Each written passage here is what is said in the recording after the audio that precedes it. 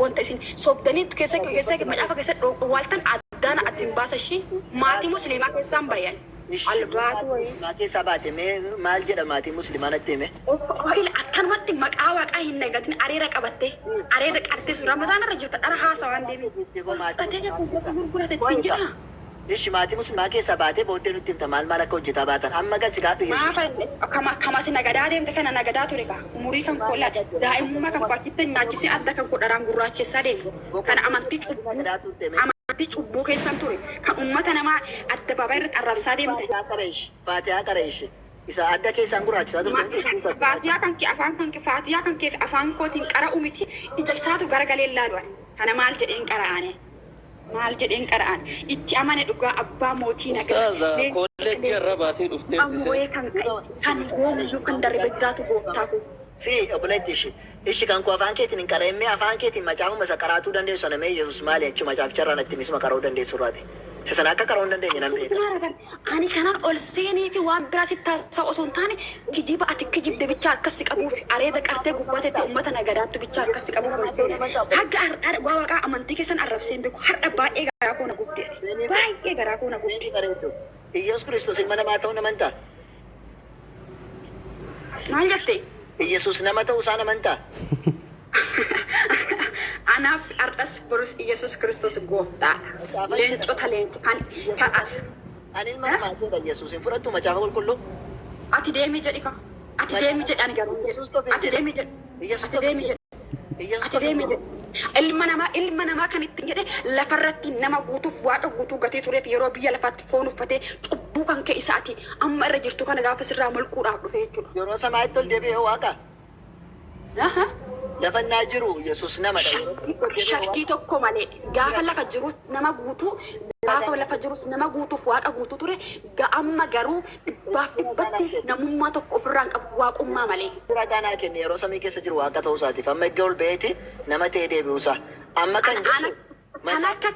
Kan akka kan kee kijibaan deemu jaahila kanaaf afaan kan keetiin xurii haqattee hin beekne fuula kan kee harka guyyaatti alshan dhiqataa laphee kan kee dhiqanneef ragaa macaafa qulqulluu si waliin kennee ta'u sitti dubbachuuf hojiin qabu kan akka adaabee kanii dhugaa bakka ijoolleen kuwwan gaafa muka isinitti naqan maaloo hin arrabsinaa seeraan barsiisaa jedhaa dubbadha adaabee kanii isinitti muka isinitti suuqaaran dhugaa kana caalaa hudduu keessatti muka isinitti taanaqan uummata dhokki.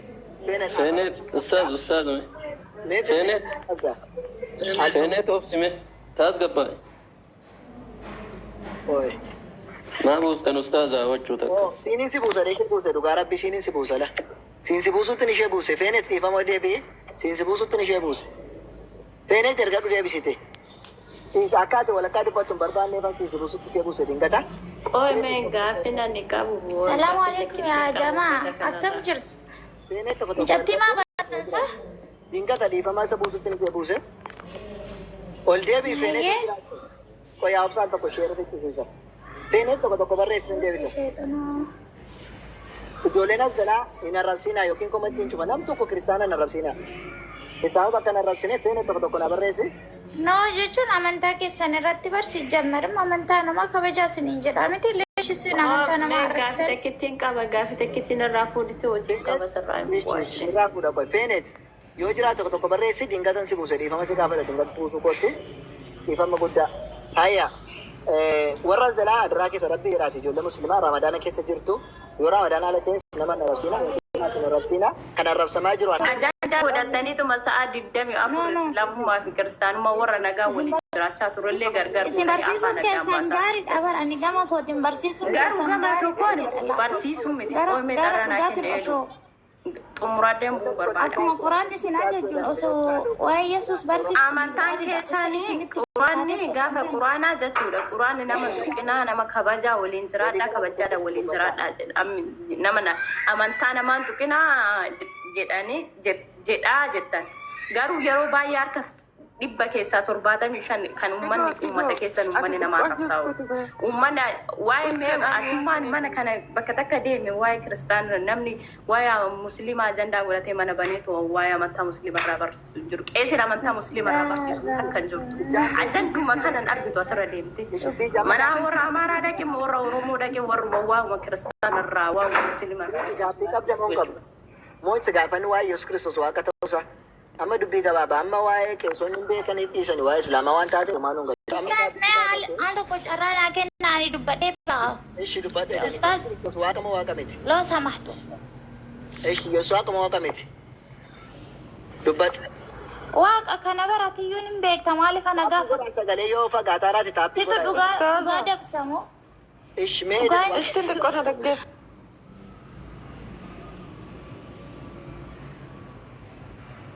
ما أستاذة يا بنت حلال اصبري انت خلي انا اتكلم بعدين انت تتكلمي معه. أيوة كذا No, no, lola miti labbi ati macaaf. اني يوهين بيكا بر اني يوهين بيكا. إيش دبادة هذا أوكي دنيس ترى كانوا كني يسوع واقع توسا رجعني سؤالين بو في مكان نفه. Muutiin irraa kaasaa Garuu gaaffii sirraa qabaatu maaliif dhugaa Muutiin irratti hin godhina. amantaan kee jechuun lakum diinukum waliyyi diin waa'ee diini keetii barsiisuu hin dandeessami. قال تقوم ميمي توايما ميمي أدراك إن كافة تشيشة بوداني ترى ولي كنا والكبجاري فما ولي نشة والكبجين Raa سبرا ana rabsaan jiru waan isiniin jedhe bal. إيش أبصر Wal dhaggeeffadhaan jedhe malee waliin arrabsina arrabsoodhaan miti namni kan barsiisu. No arrabsuu Isin arrabsina warra namu amantii arrabsuu kan keenyaa danda'u hin maaliif amantaan koo naaf hin arrabsina. eeyyamu. Arrabsanii miti kan gaaffii argatan. أيه إدن سامع لكم دينكم وليدين جدو لكن قرآني أكسين جنة قرآني كان نيجي تاجرو نبي محمدين يقول وقاتك ومن تكين يجبري وقاتك مو كان كي الله كي جبرة وقاتك مو تعبت كين ينجبري جنان نبي محمد صلى الله عليه وسلم لا أعبد ما تعبدون أبدا وارث كوين هذا كيف دكاسي دبزة لا أعبد ما تعبدون وارث إنجبرت أبدا أن إنجبروا إسن اللي وانا إنجبروا إنجبرينا وقاتك وبجرين وقاتك ورا كان كو جبرته وقاتك كي جبرة جتن كون نافين تاتو إسن ساكاسو muka keessanii dhagaa keessan gabbartan gabbara anis Allah koo gabbara malee jedhanii ofirraa deebisan malee lakkin barsiisinaayyuu jarri sun amantii isaanii qabatanii haa ta'anis isinis amantii keessan qabadhaa dhugaatti nimina kan jedhu hin jiru. No dirqisiisa arrabsaa isiniin hin jenne miti ani kanan baruu barbaade jedhamu hin jenne. Hin jiru. Ajjeesaa hin jenne. Hin jenne. Ajjeesallee hin jenne. Hin jenne. Akeed jechuun ani jecha ajjeesaa jedhee wayitu jira beekaa bara. Amantii kiristaanaa nama hordofe ollaa qabaattan ollaa keessaniidha. Quraana suuratul muntahinaa keessatti maal jedha yoo ollaa qabaattan ollaa keessa wajjiniin gaarii jiraadha. Amma jarri biyyaa bahaa hin sagadiinaa hin salaatiinaa rabbiin hin gabbariinaa amma jarri isin hin jedhanitti ittiin bu'inaa. Gaafa garuu biyyi keessan akkuma ammaa warri ortodoksii Itoophiyaan kan kiristaanaatti gaafa jette ortodoksii teettee gaafa biyya baasin baasuu barbaachisan tokko jedhe biyyi keessan miti gaafa jedhani gaaf sana loluun dirqama. Gaafa jarri sagadiinaadhaan loluun dirqama. Gaafa jarri amantii keeraas dhorkan loluun dirqama siin jedhe malee amma sanatti garuu waliin nagaadhaan jiraadha. Indahum jaraaf gaara tolummaa itti oolii jedhe. Maareegaa akkas jedhamtanii isin maaliif ergaa nabii keessanii dabsitanii nu arrabsitan? Maal jennee si arrabsine? Yesuus nama jechuun arrabsine. Ani yeroo baay'ee viidiyoo kan keessan nan arga bara arraba malee waan khairii barsiistanii hin argine namallee naa godhaati. Yesuus nama jechuun arrabaa jedhan. Haa?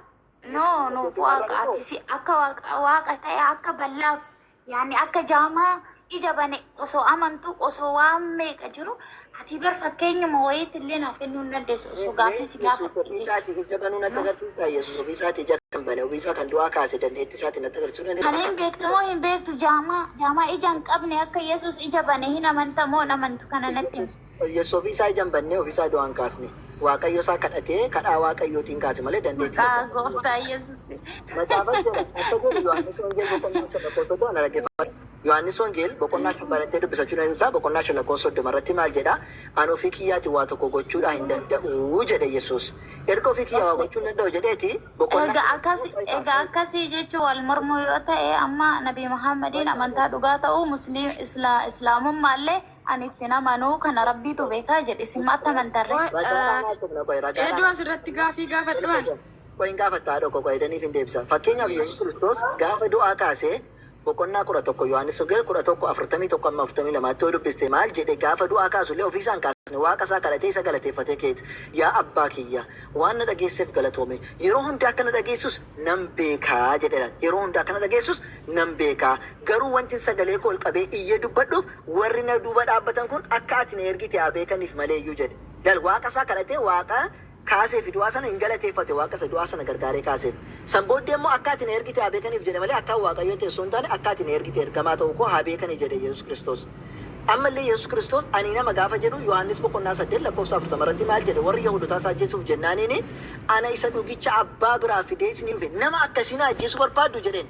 ana nama akkasii na ajjeesu barbaaddu jedheen.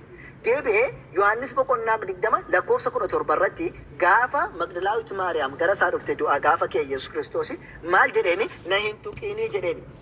Ani ganaa gara abbaa koof gara abbaa keessanii gara waaqa koof gara waaqa keessaniitti ol hin baane jedhitti naa hime waaqan qabaa ani garaa ol hin baane jedhe.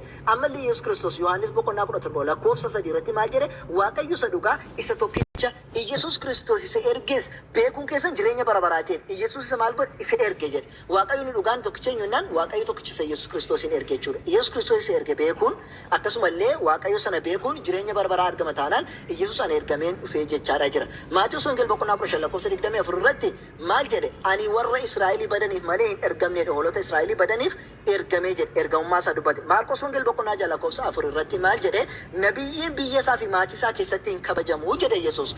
Nabiyyiin maatii isaa biyya isaa keessatti hin kabajamu jedhe biyya sana gadhiisee bee nabiyyii ta'uu isaa ergamuu isaa dubbate jechuudha. Deebisee nama ta'uu isaa ammas innaa dubbatu maal jedhe Ximootoosi 1 boqonnaa 2 lakkoofsa 5 irratti Waaqayyo isa dhugaa Waaqayyo tokko jira Waaqayyoo fi nama gidduu ammoo tokkotu jira innis nama kan ta'e Yesuus Kiristoosidha jedhe namadha jedhe barsiise Yesuus Kiristoos. Ammas hojii ergamoota boqonnaa 2 lakkoofsa 30 kaasee 35 tti osoo laaltani Yesuus Kiristoosiin kan du'aa kaase nama Yesuus Kiristoos isa nama sana isa Yesuus jettanii sana kan du'aa kaase Waaqayyodha jedhe. Yesuusin kan du'aa kaase Waaqa malee ofii isaa du'aan kaane Yesuus. Dandeettii isaatiin du'aan kaane. Isin Yesuusin nama jettanii Waaqayyo jechuu Waaqayyo. Fura qulqulluutti maa hin amanne ree Waaqni jechuun Yesuusin ala isin kan hin amantanii Yesuus akka nama ta'e amantan. Saa? Muhammadin maalin nire? Muhammadin maalin? Su'aala Muhammadin maalin nire? Ishi sitti nima. Edan Rabbii jedhee eenyu Rabbii jedhee afitatu ishi taraa dubbannaadha kiyya ishi. Bu'as tasgabbaa'eetii dubbadhu tasgabbaa'ee dubbadhu isaanillee haa barsiifatanii rakkoon qabu haa barsiisu. Gaafadhu haadha kiyya rakkoon hin jiru maal jette meerra deebi'e maaliif maalitti namantan jette hafuuratti namantan jette. Eden maayikii kee banadhu. Hafuura qulqulluutti namantan moo hin amantan? Hayya nuuni hafuura qulqulluu kan jennu waruuxul qudus kan jedhamu Jibriil alayhi salaam isa gara Nabi Muhammad sallallahu alaihi wasallam Qur'aana buuse ruuxii amanamaa kan jedhame sana isa jechuudha. Inni ergamaa Rabbiiti Rabbitu isa erga gara Nabi Muhammaditti dhufe jedha. Muhammadiitu Qur'aana barreesse moo Jibriilitu fide eessaa fide kanallee baruu barbaada. Hayya kana si deebisa warra kaan isin gaatu carraa si kenna amantii islaamaa irraa gaafattu carraa lama si kenna gaaffii lama gaafachuu dandeessa filadhuti waan barbaadde gaafadhu anis lama si gaadha san booddee naaf si dhiifne nama biraa dabarra tole.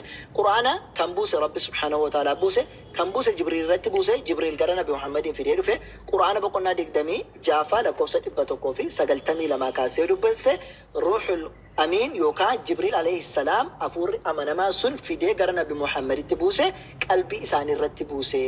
كان بوسه مو ربي سبحانه وتعالى وإنه لتنزيل من رب العالمين قرآن يكون ربي عالم قوتورا بؤيجرا كان بوسه مو روح الأمين أمنما روحي وكين مالي جبريل تو بوسيجر إن يرتبوسنا على قلبك قلبيك أنيك يرتبوس يا نبي محمد جبريل تو جرين كان كان بوسه الله ده كان فوري بو جبريل كان يرتبو يا نبي محمد يجي جودا بكنا مسيك النراتي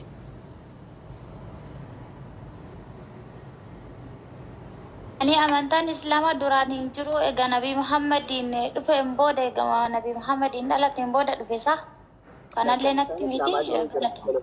Amantaa Islaamaa dura jiraachuusaaf ragaa sii kenna. Nabi Muhammad salawaatu rabbi wa salaamu alayhi kan irra dhalatanis Islaamummaadha. Anis kan irra akkasiin egaa ta'e Nabi Muhammadiin maatii isaa hunda ani hin beeku garuu amantaa biraa qabanii akkasiin dirqisiisee mina hin jenne. Lakkisittani marakkoon hin jiru ilaala.